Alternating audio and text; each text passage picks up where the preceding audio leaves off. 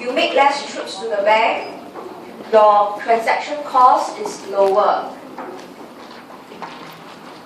Okay? But if you make less trips to the bank, you withdraw more. Alright, you have to take out more money, but as a result, okay, you forego higher interest rates, which is this point.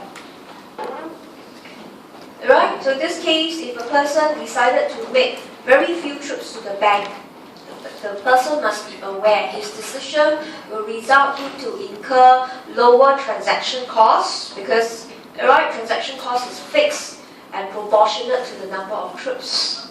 But this person, because he makes very few trips to the bank, each trip he has to take out more money. So if he takes out money from the bank, he has to forego more interest rates, which is at a higher point. Okay, so that tells us this is not ideal. Similarly, we can take another point on the far right.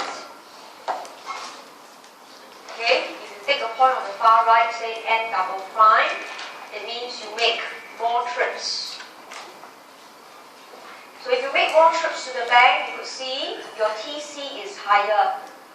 Okay, because your TC has to multiply by number of trips to the bank.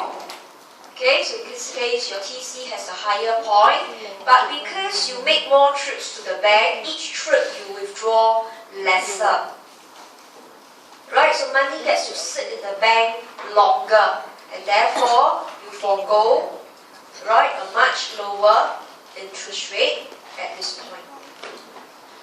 Right, so in this case, the model tells us, there needs to be an optimum number of trips.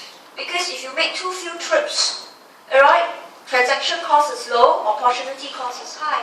And vice versa, if you make more trips. So we need to find optimum number of trips. So instead of looking at the two separate lines, we combine them. So the two lines, when you add them up, will become U-shape.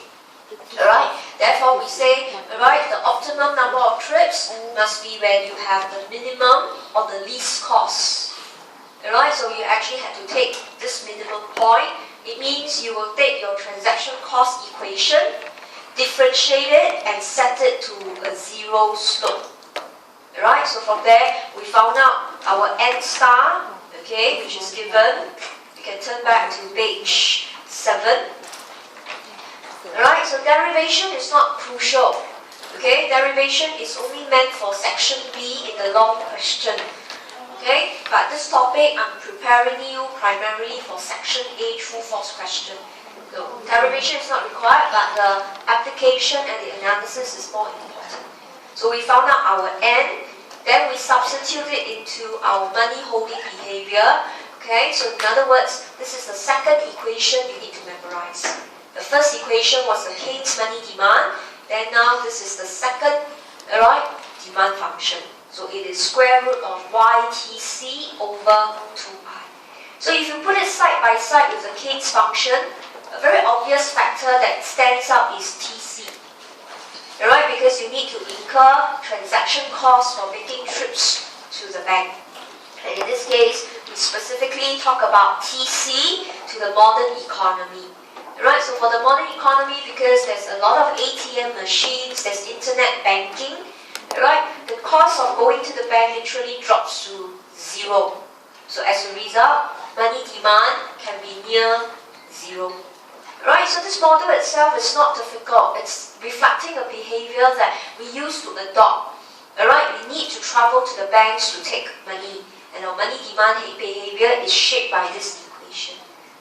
However, you must know, for the model to work, there must be 100% or complete bank's stability. The financial market or banks are not stable. People won't even put money in the bank. So even when transaction cost is zero or very high, it doesn't matter anymore. People don't look at transaction cost or interest rate. People are worried about the safety of their money. So this model can only work if financial markets must be 100% stable. So by now you should know how important are assumptions. It actually allows your model to work.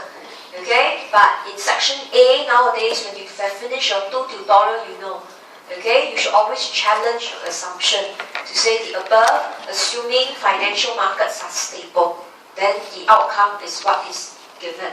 Okay, then from there we move on to the Tobin's model in page 9 and 10. You can see for Tobin's model, the discussion, alright, is actually much. Okay, the discussion for Tobin's model is actually much simpler. In fact, I skipped the entire discussion, so make sure you go back and cover it yourself. Okay, so Tobin and Baumol is the same. Okay, so Tobin says you put money as financial assets. So you have to sell your financial assets to get your money. Okay, so instead of traveling to the bank, you in fact now sell your financial assets. But the money demand function was exactly the same. Okay, so we don't spend too much time on the Tobin's model. So with that,